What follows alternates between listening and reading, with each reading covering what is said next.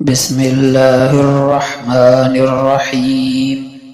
حضرت ثوبان رضی اللہ عنہ سے روایت ہے کہ نبی اکرم صلی اللہ علیہ وسلم نے فرمایا، بہترین مال یہ ہے کہ آدمی کے پاس اللہ کا ذکر کرنے والی زبان ہو، شکر گزار دل ہو، اور اس کی بیوی ایسی مومنہ عورت ہو جو اس کے ایمان کو پختہ تر بنانے میں مددگار ہو۔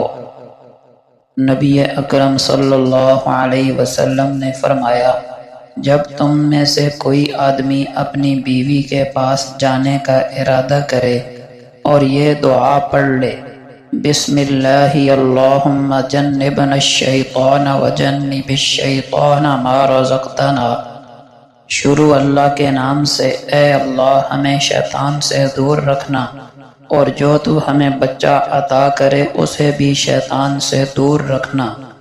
تو اگر اسی صحبت میں ان دونوں سے کوئی بچہ نصیب ہوا تو شیطان اسے کبھی نقصان نہیں پہنچا سکے گا۔ آپ صلی اللہ علیہ وسلم نے فرمایا، 3 خصلتیں ایسی ہیں کہ جس میں یہ پیدا ہو جائیں اس نے ایمان کی مٹھاس کو پا لیا۔ اول یہ کہ اللہ اور اس کا رسول اس کے نزدیک سب سے زیادہ محبوب بن جائیں۔ دوسرے یہ کہ وہ کسی انسان سے محض اللہ کی رضا کے لیے محبت رکھے۔ تیسرے یہ کہ وہ کفر میں واپس لوٹنے کو ایسا برا جانے جیسا کہ آگ میں ڈالے جانے کو برا جانتا ہے۔ حضرت انس رضی اللہ عنہ سے روایت ہے کہ رسول اللہ صلی اللہ علیہ وسلم نے فرمایا، جو شخص فجر کی نماز جماعت کے ساتھ پڑھے اور پھر اپنی جگہ بیٹھا رہے یہاں تک کہ اشراق کا وقت ہو جائے اور پھر اٹھ کر کم از کم 2 رکعات اشراق کی نماز پڑھ لے تو اس کو ایک مکمل حج اور ایک عمرے کا ثواب ملتا ہے۔ نبی اکرم صلی اللہ علیہ وسلم نے فرمایا، جو کسی نیکی کا ارادہ کرے لیکن کر نہ سکے تو اس کے لیے ایک نیکی لکھ دی جاتی ہے۔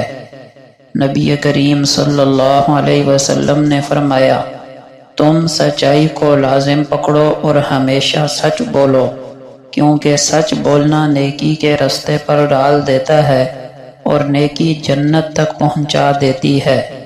نبی کریم صلی اللہ علیہ وسلم نے فرمایا، قیامت کے دن میری شفاعت کی سعادت سب سے زیادہ اسے حاصل ہوگی جس نے کلمہ لا الہ الا اللہ خلوص دل سے کہا۔ نبی کریم صلی اللہ علیہ وسلم نے فرمایا، تکلیف دہ بات سن کر اللہ سے زیادہ صبر کرنے والا کوئی نہیں۔ کم بخت مشرک کہتے ہیں کہ اللہ اولاد رکھتا ہے پھر بھی وہ انہیں معاف کرتا ہے اور روزی دیتا ہے۔ نبی کریم صلی اللہ علیہ وسلم نے فرمایا، جس نے کسی مشکل میں پڑے شخص کے لیے آسانی کی اللہ اس کے لیے دنیا آخرت میں آسانی کرے گا۔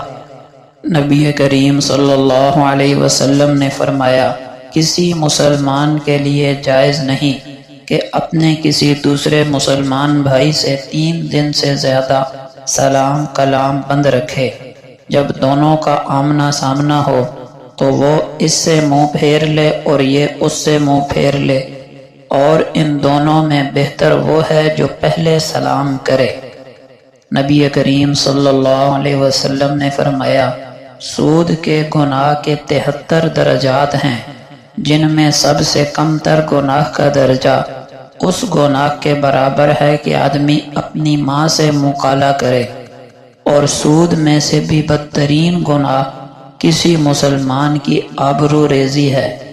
آپ صلی اللہ علیہ وسلم نے فرمایا، فجر کی نماز کے وقت اللہ کے فرشتے زمین پر نازل ہوتے ہیں اور دعائیں قبول ہوتی ہیں۔ آپ صلی اللہ علیہ وسلم کا پاک ارشاد ہے، علم بغیر عمل کے وبال ہے اور عمل بغیر علم کے گمراہی۔ نیکی کا بتانے والا نیکی کرنے والے کے مثل ہے۔ اللہ تعالی غیور ہے اسی لیے اس نے غیرت کی بنا پر تمام بری باتوں کو حرام قرار دیا۔